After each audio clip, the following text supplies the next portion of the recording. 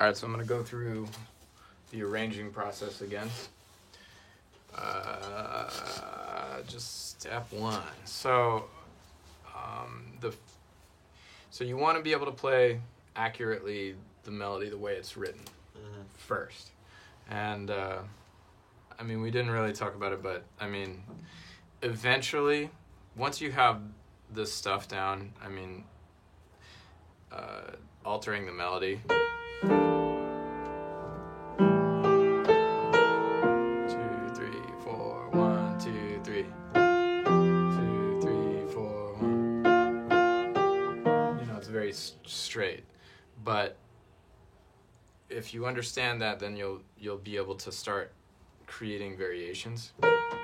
Like even just little...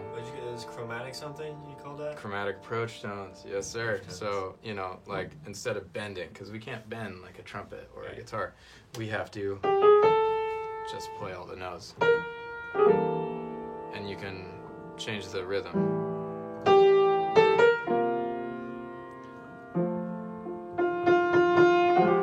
You know, you're putting extra notes.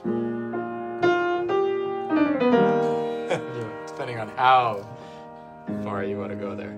But then also you can do things like, again, this is later, but we have this big open thing, right? You know, like, sorry, that was a horrible example, but you can put little licks, little call and response. You can get these like, you can do things with your left hand. We're going to get there. We're going to do all this stuff. But first of all, learn the melody. Learn to play all the root position chords, both hands. Just get your hands used to making these weird, funny shapes. And eventually they'll be able to do them without thinking. Then, I want you to be able to play just the bass line with the melody. 2, 3, 4, 1.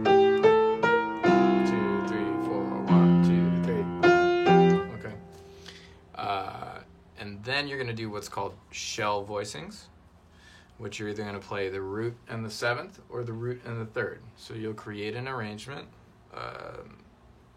where you start on one of those and you find a way through, an avenue through the changes that sounds decent with your left hand. So you're going to go E flat minor 7, root 7th, then you go A7, root 3rd, and here we have a crossroads. We're going to go to C minor 7. We could either go down here, or we could go up here, right? I'm going to go down, because I like things low and nasty and dirty. And then F7, you're going to do root and 3rd. And then for F minor 7, I'm going to switch it up. I'm going to go up there, root 7th, B flat, root 3rd, E flat major 7, root 7th, A flat 7, root 3rd, etc. Find a couple ways to do that. This is the type of thing, this turns into a shorthand. You get really good at doing this without having to think about it too much.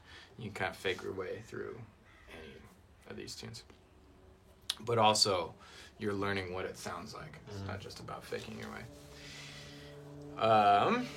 And then, you're going to create the arrangement. So the arrangement, again, you got 4 notes for the first chord. E, G, B flat, and D. You have your melody up here. So whatever's on the beat of the change. So generally the first beat of the chord, the measure.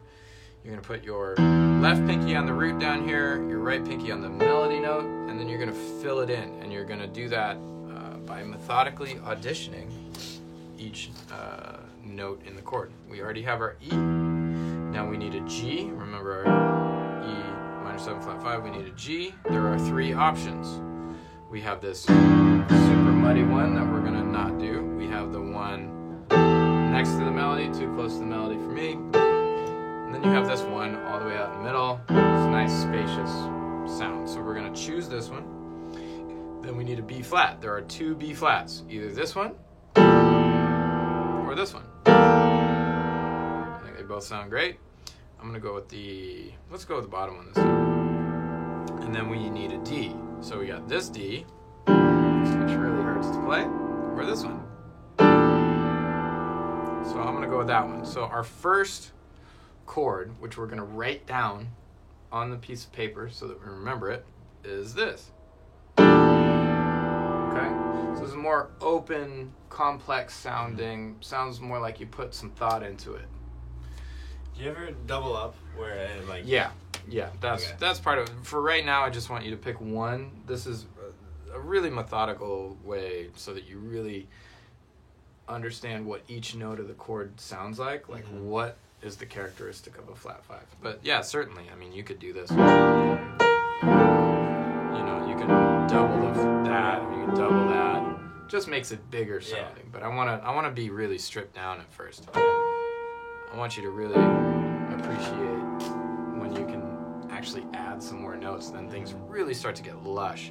But this to me sounds more like the earlier days of bebop, like the 40s. Things were a lot more sparse so that they let the melody take over all the interesting notes, give them more freedom to express yourself melodically. Right?